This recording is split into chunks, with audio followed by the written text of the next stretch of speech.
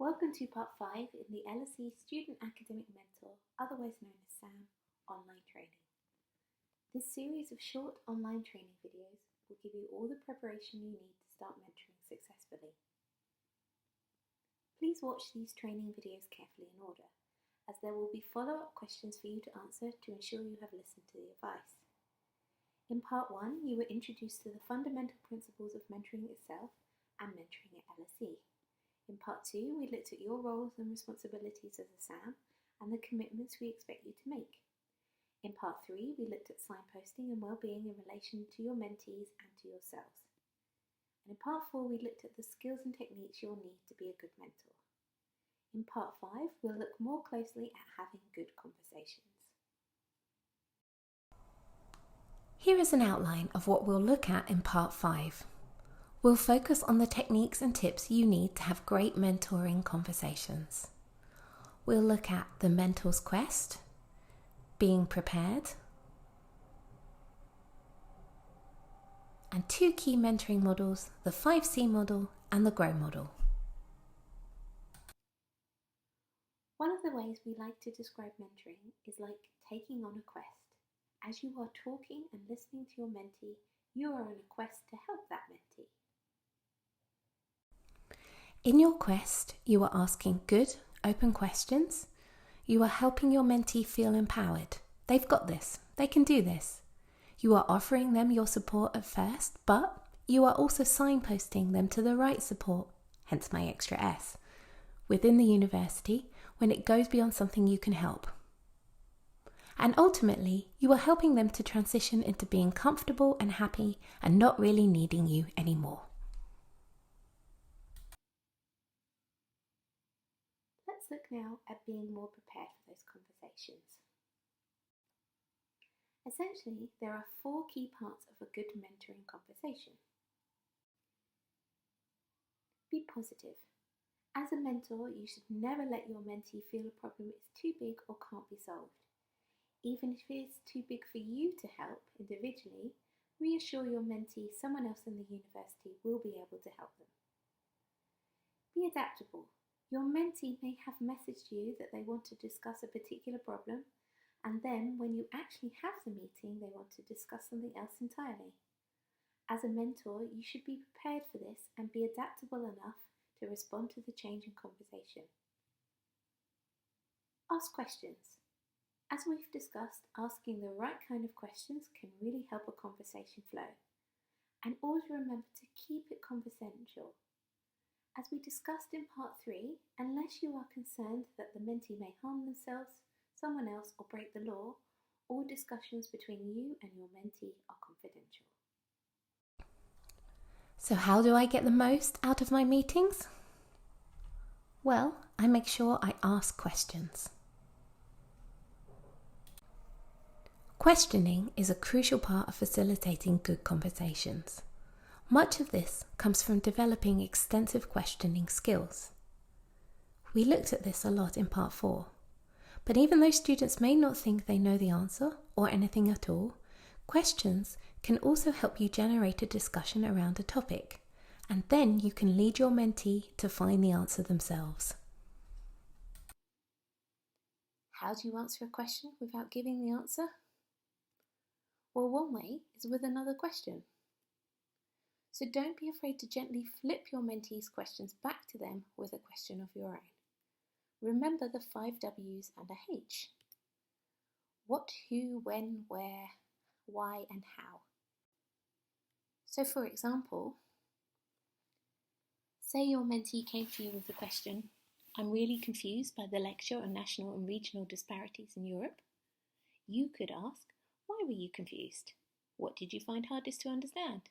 Where have you gone to get some help on this? Or they might ask, I can't seem to get my weekly reading done at all. I always feel like I'm behind. And you could reply, where are you trying to do most of your reading? How much reading do you have to do each week? What reading techniques have you tried? They might say, I'm really worried I made the wrong choices with my modules.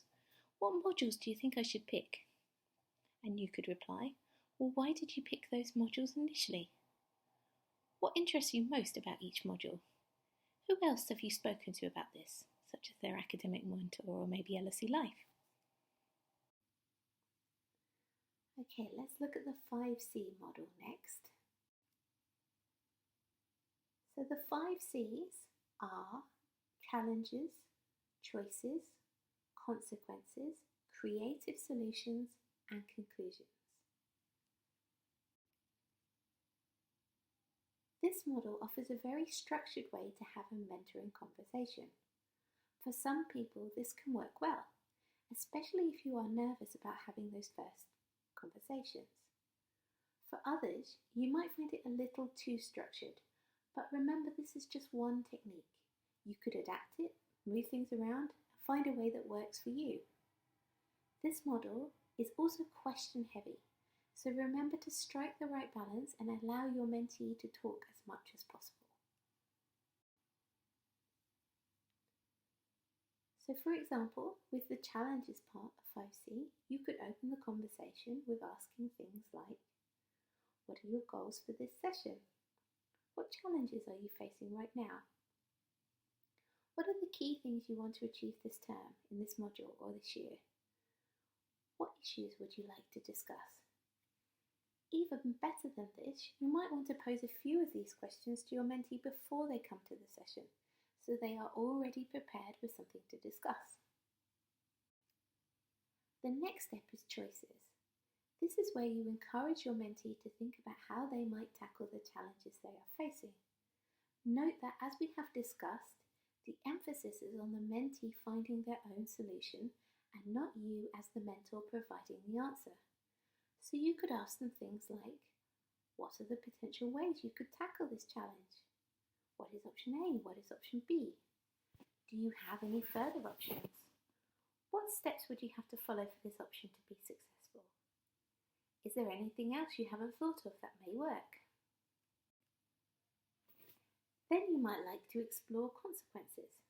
So encourage your mentee to think through what might be the results of any chosen option with questions like, what are the positives of your chosen option? What are the potential negatives? Are there any further benefits you haven't thought of? Which of these options do you find yourself instinctively leaning towards? A tricky stage is the creative solution stage. This is where you might want to encourage your mentee to think outside the box or take a helicopter view of the challenge they are facing to see if they can come up with anything more creative. Looking at the various options, is it possible to take some aspects from each or a few and create a new option? Do you know other people who have faced a challenge like this? What did they do? Have you ever experienced something like this in the past? What did you learn from this? How can you use your own strengths to tackle this challenge? Were there any wacky or out there solutions you thought of and dismissed that needed to be reconsidered? Lastly, there are some potential ways to conclude the discussion. So for example, now you've made your choice, what do you think the positives and negatives of that choice will be? How can you make sure you build on the positives and mitigate the negatives? When do you want to start pursuing this option? What steps will you need to take? How much do you rate this option's potential for success? Let's look now at the GROW model. So originally developed in the 1980s by business coaches Graham Alexander, Alan Fine and Sir John Whitmore, GROW stands for Goal, Current Reality, Options or maybe Obstacles, and Way Forward. How would you use GROW with your mentees? So first of all, you could establish with your mentee what their goal is. Do they want to change something, get better at something, learn something new? This is a good way to start off a conversation.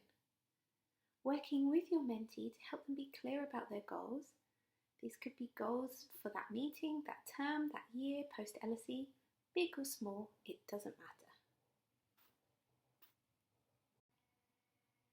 Then think about the current reality. Where is your mentee currently in relation to their goal? By talking through where they are currently, the solution may start to emerge. Ask them, have you already taken any steps towards your goal?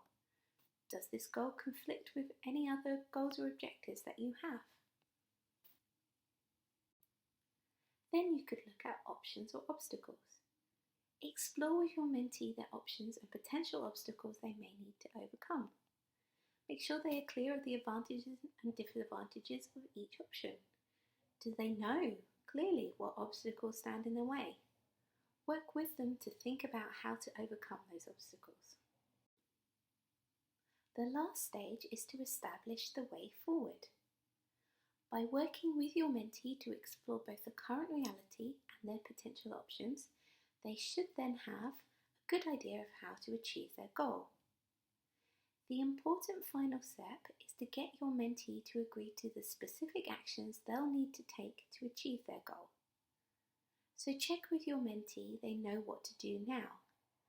Agree some clear steps that they will take and you'll take if necessary. And lastly, agree on a time and date for you to check in to see how they are doing. Okay, that's the end of part 5. Thank you for listening to this 5-part training session. We hope you found it helpful. Please do remember to answer all the questions for each of the modules.